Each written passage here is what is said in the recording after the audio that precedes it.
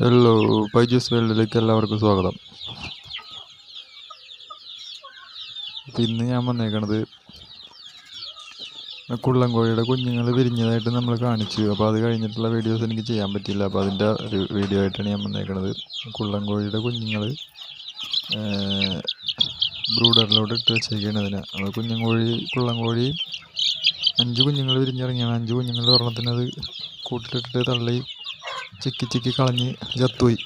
ബാക്കി 4 അത് കാരണം പിടിച്ച് മാറ്റി ബ്രൂഡറിലാക്കി ഇട്ടേക്കാണ്. അത് നമ്മൾ ചെയ്തേക്കണത് പച്ചക്കറിയുടെ ബോക്സ് കിട്ടും നമുക്ക് മേടിക്കാനായിട്ട്. സ്ക്രാപ്പ് കടയിൽ പോയി കഴിഞ്ഞാൽ 20-30 രൂപ കൊടുത്ത് കഴിഞ്ഞാൽ ബോക്സ് കിട്ടും. ബോക്സിലാണ് കുഞ്ഞുങ്ങൾ ഇട്ട് വെച്ചേക്കുന്നത്. ഒരു സൈഡ് ബൾബും ഒരു സൈഡ് വെള്ളവും ചുറ്റാൻ വെച്ചിട്ട് ഇതിനിട്ടേക്കാണ്. അതിനകത്ത് എന്താ ഒരുമാതിരി വലുതായി കുഞ്ഞുങ്ങളൊക്കെ 10-12 ദിവസത്തോളമായി. അതിൽ വലുതായിട്ട് കാണുന്ന കുഞ്ഞുങ്ങളാണ് കുള്ളൻകോഴിയുടെ കുഞ്ഞുങ്ങൾ. തൊപ്പിക്കോഴിയുടെ 4 ചെറുതായിട്ട് കാണുന്നതൊക്കെ പുള്ളിക്കോഴിയുടെ കുഞ്ഞുങ്ങളാണ്. ചെറിയ കുഞ്ഞുങ്ങളൊക്കെ 6-7 ദിവസമായിട്ടുള്ളൂ. 6-7-8 ദിവസമായിട്ടുണ്ടാവും. ബ്ലാക്ക് കുള്ളൻകോഴിയാണ്. ബ്ലാക്ക് കളർ ശരിക്കും കാണാൻ പറ്റുന്നത്. Black colour കുള്ളൻകോഴിയുടെ കുഞ്ഞാണത്. പുള്ളിയാണെന്ന് തോന്നുന്നത് ഡിസൈൻ കണ്ടിട്ട്. ബ്ലാക്കും വൈറ്റും പൊക്കം കുറഞ്ഞതും കുള്ളൻകോഴിനെ പോലത്തെ കോഴിയാണത്. വലിയ സൈസില്ല കോഴി,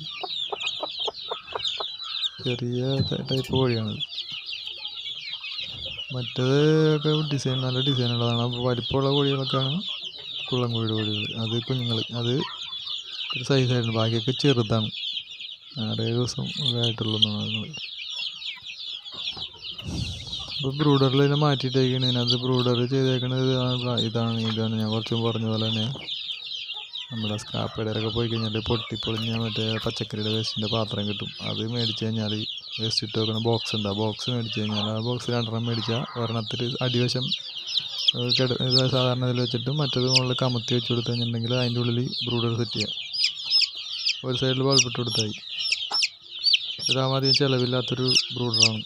അധികം ചിലവുമില്ല, സേഫ്റ്റിയുമാണ്. മറ്റു കോഴികൾ കിടക്കണ കൂട്ടി തന്നെ ഇത് വയ്ക്കുകയും ചെയ്യാം. ഇതിലൊന്നും കയറുകയുമില്ല, കൊത്തുകയുമില്ല. അതിൻ്റെ സൈഡിലുള്ള ഗ്യാപ്പുകളുണ്ട്. അതിൻ്റെ സൈഡിലുള്ള ഗ്യാപ്പൊക്കെ ചെറിയ ഗ്യാപ്പാണ്. അതിൻ്റെ ഉള്ളിലൂടെ മറ്റു കോഴികൾക്ക് കൊത്താനോ പിടിക്കാനോ ഒന്നിനും പറ്റില്ല. കുഞ്ഞുങ്ങൾക്കും പറ്റില്ല, തള്ളക്കും പറ്റില്ല. അപ്പം അത്രയും ഗ്യാപ്പില്ലാത്തത് കാരണം തന്നെ സിമ്പിളായിട്ട് അതിൻ്റെ ഉള്ളിൽ കിടക്കുള്ളൂ. ഇതിപ്പോൾ ഇതിനകത്ത് 12 ദിവസം 13 ദിവസത്തോളം അതിൻ്റെ ഉള്ളിൽ തന്നെ കിടക്കുന്നത്.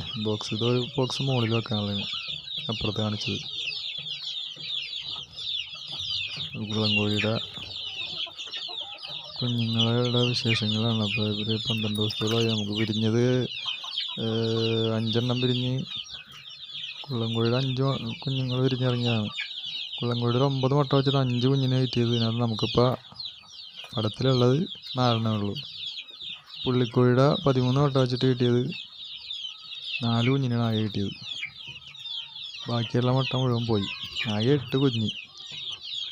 13, 9, 22 മുട്ട വെച്ചാൽ കിട്ടിയത് ആകെ 8 കുഞ്ഞാണ്. ബാക്കിയൊക്കെ പോയി.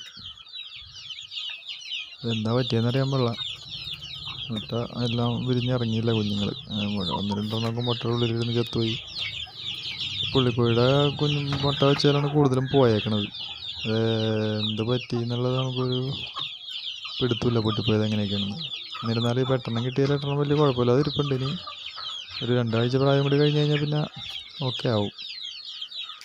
അപ്പോൾ ഓക്കെ, നമുക്ക് വീണ്ടും കാണാം. ഇതിൻ്റെ പുതിയ വിശേഷങ്ങളുമായിട്ട് വീണ്ടും കാണാം. അടുത്ത സൊണാലി നടൻ്റെ വിശേഷങ്ങൾ നമുക്ക് കാണാം അടുത്തതിൽ. Okay, by.